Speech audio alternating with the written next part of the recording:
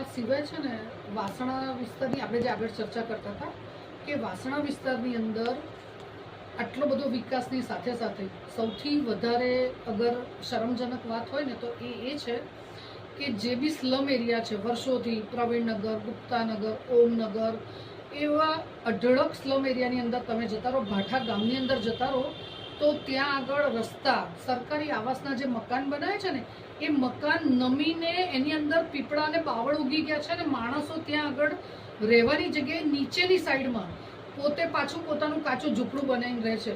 તો જો સરકારે આવાસ યોજના ગરીબો માટે બનાવી હોય તો એ આવાસ યોજનાની શું 4 કે 5 વર્ષમાં આટલી ખરાબ હાલત થઈ જાય? આટલું સરસ બાંધકામ સરકાર કરે કે ગરીબ એમાં રહી જ ના શકે. તો આ સરકાર ગરીબોની છે કે પછી પૈસાદારની છે? આપણે અમદાવાદ મ્યુનિસિપલ કોર્પોરેશનના પ્લોટ બારોબાર 99 વર્ષના ભાડાપટ્ટે ક્યાં કોને અપાઈ જાય એની કોઈ માહિતી જ નથી. કેમ સત્તા પક્ષ આવી રીતે લાગવો કેમ લગાડે છે?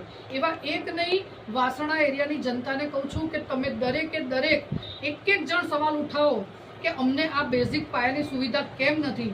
અમને સ્લમ એરિયામાં વર્ષોથી કોઈ વિકાસ કેમ નથી?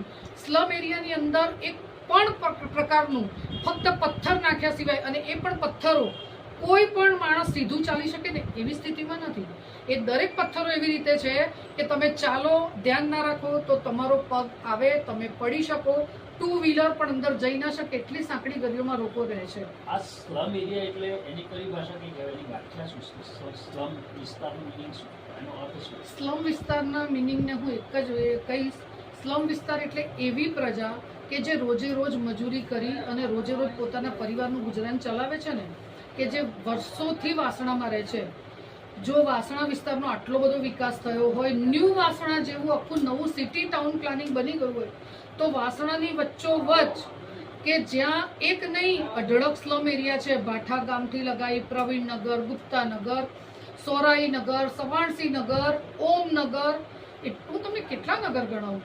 તમે એક પણ એરિયાનું તમે મને આખો ફોટો વિડીયો જાહેર કરો ને કે ના તમે બોલો છો ખોટું છે, આટલો બધો વિકાસ સરકારે કર્યો છે, કે આ શાસનકાળમાં ભાજપ સરકારે એ લોકો માટે કામ કર્યું છે. એમને જરૂર જ નથી. એ લોકો આને ફક્ત વોટ બેંક સમજે છે કે વોટિંગના ટાઈમે 500-1000 રૂપિયા આપો, ત્યાંના માણસોને 2000 રૂપિયા આપીને પબ્લિકને લઈ આવો અને એક દિવસ ખવડાવો પીવડાવો, પછી 5 વર્ષ આપણે એની પર રાજ કરવાનું છે. મને નથી સમજાતું કે એક દિવસની આ રાજનીતિ કરીને તમે શું કરવા માંગો છો? તમે આ જનતાનો 5 વર્ષ સુધી શોષણ કરો છો, એ કયા સંજોગોમાં યોગ્ય છે? અને 10 વર્ષ સુધીમાં અગર આ વસ્તુ નથી બની તો આ વસ્તુ એમને કેમ રહી છે? કેમ ત્યાં પાયાની સુવિધા ના બની? કેમ ત્યાં નગરમાં કે ગલીને પ્રોપર બનાવવામાં ના આવી? કેમ ત્યાં ડ્રેનેજ સિસ્ટમ એવી કરવામાં ના આવી કે જ્યાં પાણી ગટરનું સીધું જતું રહે? તમે એ લોકોની હાલત જુઓ ને, ઉનાળો, ચોમાસું ને શિયાળો એમના માટે બધું જ સરખું છે. એટલે હું ભાજપ સરકારને કહીશ કે તમારી વિકાસની ગાથા આટલી બધી ગાઓ છો ને, તો તમે સૌથી પહેલાં આ બધા સ્લમ એરિયાની ફોટો અને વિડીયો અપલોડ કરી અને તમે અમને જણાવો કે તમે કેટલો વિકાસ કર્યો છે. મારે તો એ વિકાસ જોવો છે, કેમ કે હું તો મારી નજર સામે ભાઠા ગામનો વિકાસ જોઈને આવી ને, તો એ જગ્યા ઉપર તમે 10 મિનિટથી વધારે રોકાઈ ના શકો. તમને એવું થાય કે ખરેખર આ ક્યારે પડશે અને માણસ મરશે, ત્યારે તમે લોકો એના માટે પગલાં ઉઠાવીને સાંત્વના પાઠવશો.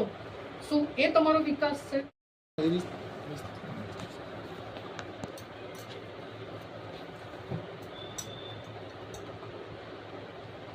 આ સિવાય છે ને વાસણા વિસ્તારની આપણે જે આગળ ચર્ચા કરતા હતા કે વાસણા વિસ્તારની અંદર આટલો બધો વિકાસની સાથે સાથે સૌથી વધારે અગર શરમજનક વાત હોય ને તો એ છે કે જે બી સ્લમ એરિયા છે વર્ષોથી પ્રવીણનગર, ગુપ્તાનગર, ઓમનગર એવા અઢળક સ્લમ એરિયાની અંદર તમે જતા રહો, ભાઠા ગામની અંદર જતા રહો તો ત્યાં આગળ રસ્તા, સરકારી આવાસના જે મકાન બનાવે છે ને એ મકાન નમીને એની અંદર પીપળા અને બાવળ ઉગી ગયા છે અને માણસો ત્યાં આગળ રહેવાની જગ્યાએ નીચેની સાઈડમાં પોતે પાછું પોતાનું કાચું ઝૂંપડું બનાવીને રહે છે.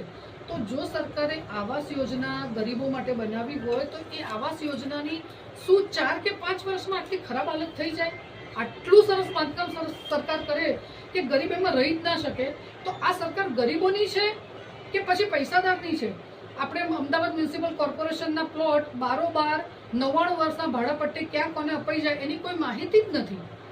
કેમ સત્તા પક્ષ આવી રીતે લાગવો કેમ લગાડે છે? એવા એક નહીં, વાસણા એરિયાની જનતાને કહું છું કે તમે દરેકે દરેક એક જણ સવાલ ઉઠાવો કે અમને આ બેઝિક પાયાની સુવિધા કેમ નથી, અમને સ્લમ એરિયામાં વર્ષોથી કોઈ વિકાસ કેમ નથી, સ્લમ એરિયાની અંદર એક પણ પ્રકારનું ફક્ત પથ્થર નાખ્યા સિવાય, અને એ પણ પથ્થરો કોઈ પણ માણસ સીધું ચાલી શકે ને એવી સ્થિતિમાં નથી. એ દરેક પથ્થરો એવી રીતે છે કે તમે ચાલો, ધ્યાન ના રાખો તો તમારો પગ આવે, તમે પડી શકો, 2 વ્હીલર પણ અંદર જઈ ના શકે એટલી સાંકડી ગલીઓમાં રોકો રહે છે. આ સ્લમ એરિયા એટલે એની કઈ ભાષા કઈ કહેવાય, એની વ્યાખ્યા શું છે? સ્લમ વિસ્તારનું મિનિંગ શું, એનો અર્થ શું? સ્લમ વિસ્તારના મિનિંગને હું એક જ કહીશ. સ્લમ વિસ્તાર એટલે એવી પ્રજા કે જે રોજે રોજ મજૂરી કરી અને રોજે રોજ પોતાના પરિવારનું ગુજરાન ચલાવે છે ને, કે જે વર્ષોથી વાસણામાં રહે છે. જો વાસણા વિસ્તારનો આટલો બધો વિકાસ થયો હોય, ન્યૂ વાસણા જેવું આખું નવું સિટી ટાઉન પ્લાનિંગ બની ગયું હોય, તો વાસણાની વચ્ચોવચ્ચ કે જ્યાં એક નહીં અઢળક સ્લમ એરિયા છે, ભાઠા ગામથી લગાઈ પ્રવીણનગર, ગુપ્તાનગર, સોરાઈનગર, સવાણસીનગર, ઓમનગર, હું તમને કેટલા નગર ગણાવું? તમે એક પણ એરિયાનું તમે મને આખો ફોટો વિડીયો જાહેર કરો ને કે ના તમે બોલો છો ખોટું છે, આટલો બધો વિકાસ સરકારે કર્યો છે, કે આ શાસનકાળમાં ભાજપ સરકારે એ લોકો માટે કામ કર્યું છે. એમને જરૂરત નથી.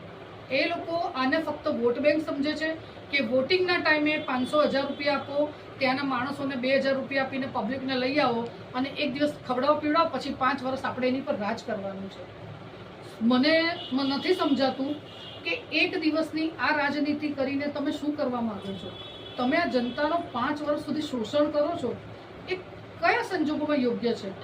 અને 10 વર્ષ સુધીમાં અગર આ વસ્તુ નથી બની તો આ વસ્તુઓ એમને કેમ રહી છે? કેમ ત્યાં પાયાની સુવિધા ના બની? કેમ ત્યાં નગરમાં કે ગલીને પ્રોપર બનાવવામાં ના આવી? કેમ ત્યાં ડ્રેનેજ સિસ્ટમ એવી કરવામાં ના આવી કે જ્યાં પાણી ગટરનું સીધું જતું રહે?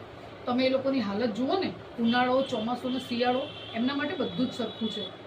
એટલે હું ભાજપ સરકારને કહીશ કે તમારી વિકાસની ગાથા આટલી બધી ગાઓ છો ને, તો તમે સૌથી પહેલાં આ બધા સ્લમ એરિયાની ફોટો અને વિડીયો અપલોડ કરી અને તમે અમને જણાવો કે તમે કેટલો વિકાસ કર્યો છે. મારે તો એ વિકાસ જોવો છે, કેમ કે હું તો મારી નજર સામે ભાઠા ગામનો વિકાસ જોઈને આવીને તો એ જગ્યા ઉપર તમે 10 મિનિટથી વધારે રોકાઈ ના શકો. તમને એવું થાય કે ખરેખર આ ક્યારે પડશે અને માણસ મરશે, ત્યારે તમે લોકો એના માટે પગલાં ઉઠાવીને સાંત્વના પાઠવશો. શું એ તમારો વિકાસ છે? એની વાત કરીને ભાજપ સરકાર અહીંયા છેલ્લા 10 વર્ષથી શાસનમાં છે. ભાજપ સરકારે શું ત્યાં ગઈ છે, ત્યાં એના માટે શું કામ કર્યું છે? ક્યારે એ લોકો ત્યાં જતા જ નથી. ફક્ત ચૂંટણી આવે ને ત્યારે 10 દિવસ પ્રચાર કરીને જવામાં આવે છે, અને એ પછી ચૂંટણી પતી ગયા પછી એ લોકો ક્યારે એ વિસ્તારમાં ફરકતા પણ નથી. એટલે ત્યાં વિકાસ થયો જ નથી.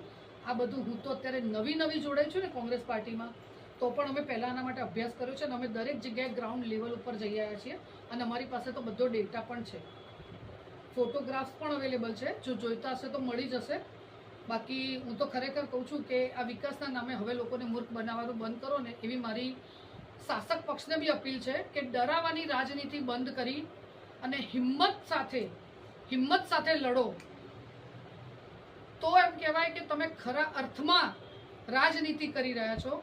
હું હિંમત સાથે આ મારા વચનો સાથે, આ વિશ્વાસ સાથે હું આ લોકો માટે લડવા તૈયાર છું. મને ફક્ત એમનો સાથ જોઈએ છે. મને એક વખત સત્તા આપો, હું બતાવીશ કે 5 વર્ષ પછી નહીં, 2 વર્ષ પછી આપણે આવો જ વિડીયો બનાવીને જાહેર કરીને મૂકીશું કે કયા વિસ્તારની અંદર અમે કેટલો ફેરફાર કર્યો.